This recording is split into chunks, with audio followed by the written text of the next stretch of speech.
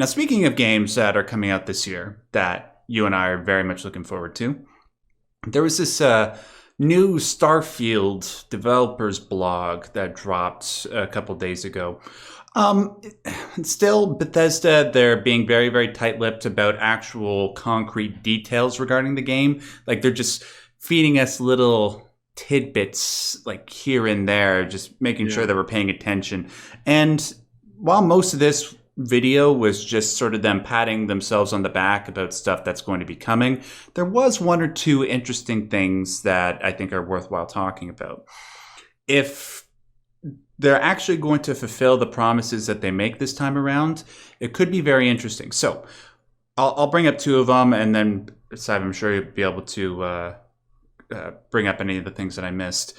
One of them is that apparently, with all the factions that are introduced into this game, you can join them.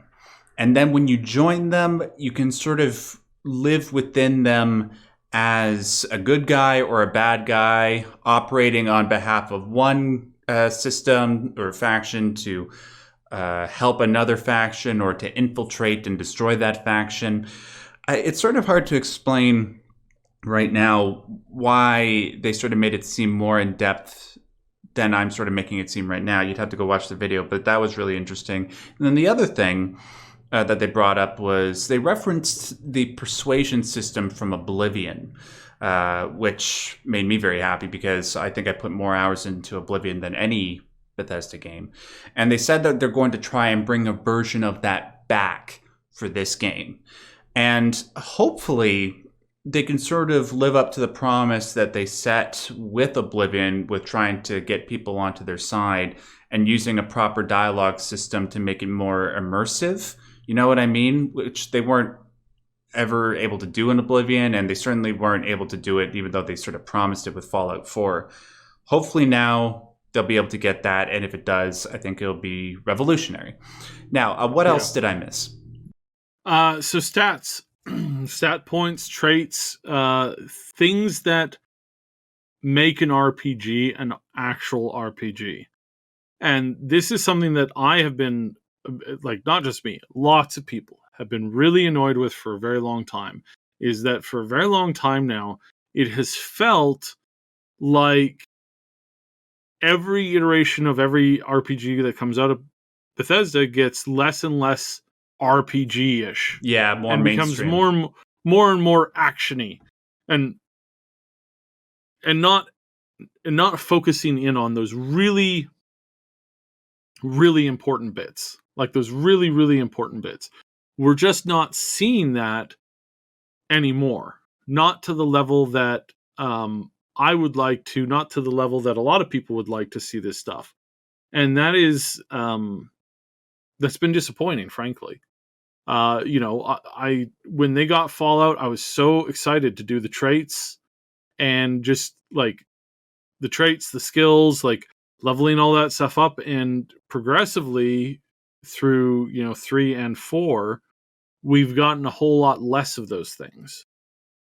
Even though the environment and the worlds that they're making would are screaming for it to be there as part of the system, more so than ever before.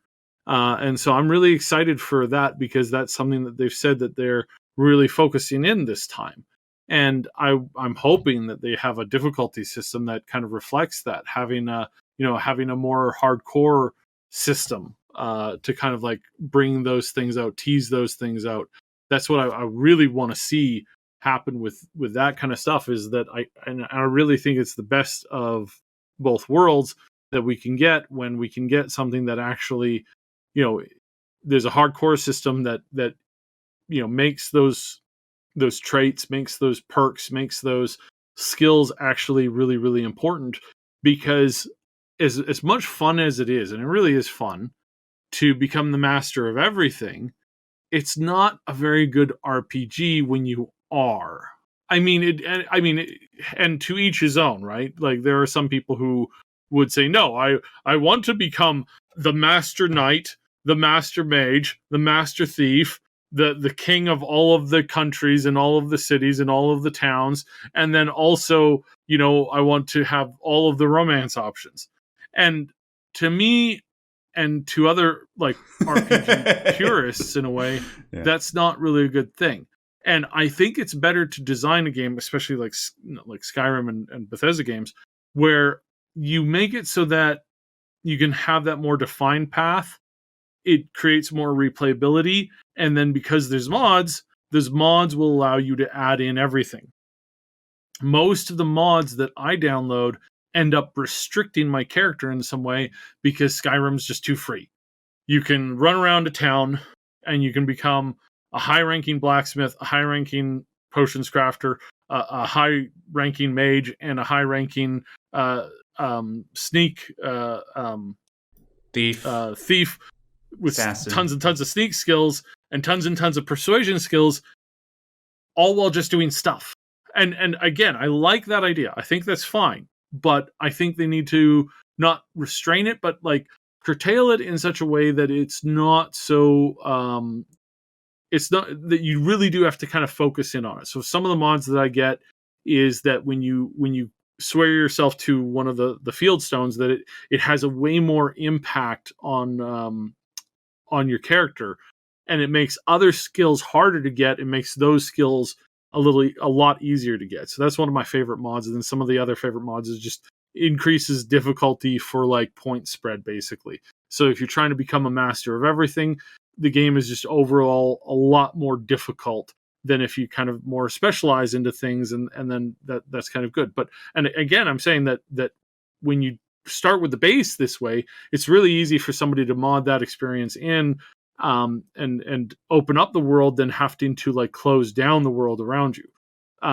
So I'm not sure if that's the best solution to this, and I would love to hear in the comments what everybody has to say about that, because I know that this is probably one of those topics where everybody has their own opinion on it, and I think opinion in this case, as far as gameplay goes, is like there's no one real right answer, right? Like the right answer is make the game good, make you want to waste time in the game by playing the game, not become a chore, not become a second job, not become a thing where you're really pressured and you're not having fun because the systems and the mechanics are stupid, right? So the most important thing, the right answer, is to have fun in the game. And I will say that Skyrim and Fallout are still fun.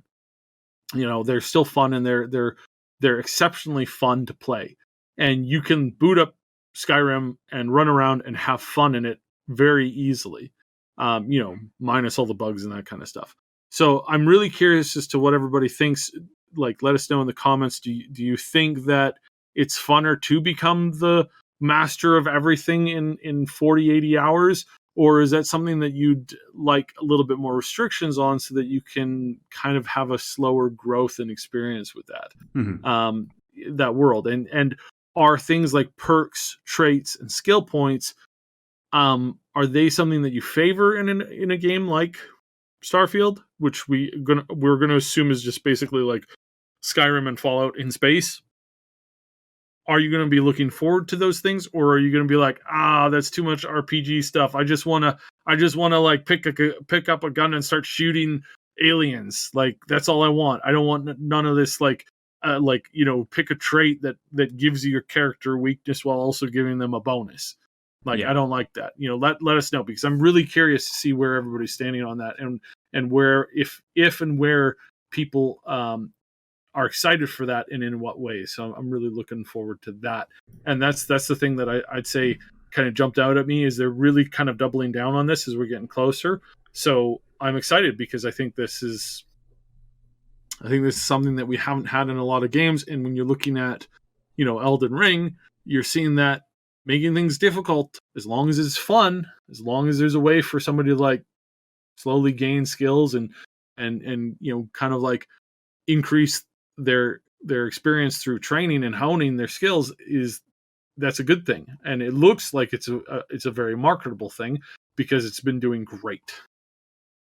Yeah. Whichever way they go, I'm sure that everything will be made okay for whatever preferred playstyle people might have, thanks to the modding. It won't be a Cyberpunk 2077 situation where things could have been improved by modding, and it will get there. It's just not there yet. But Bethesda has always been sort of very friendly famously so because of that. So only a few more months, I imagine, until we get that first gameplay reveal. Like I said, last year's E3, I said we would probably get our first gameplay reveal in June. And looks like we are on track for that. They did put out some gameplay with this, but it's not long. It's like just 8 the robot. seconds Yeah. of the robot standing in a room. Ooh. And it's like that's great and all that, but that's not a whole lot to go with. Yeah. So Bethesda, like I said with Hogwarts, if you want to sell me on your game, just give me the ability to fly from one place to the other in an open world environment, and then you got my dollar. Okay.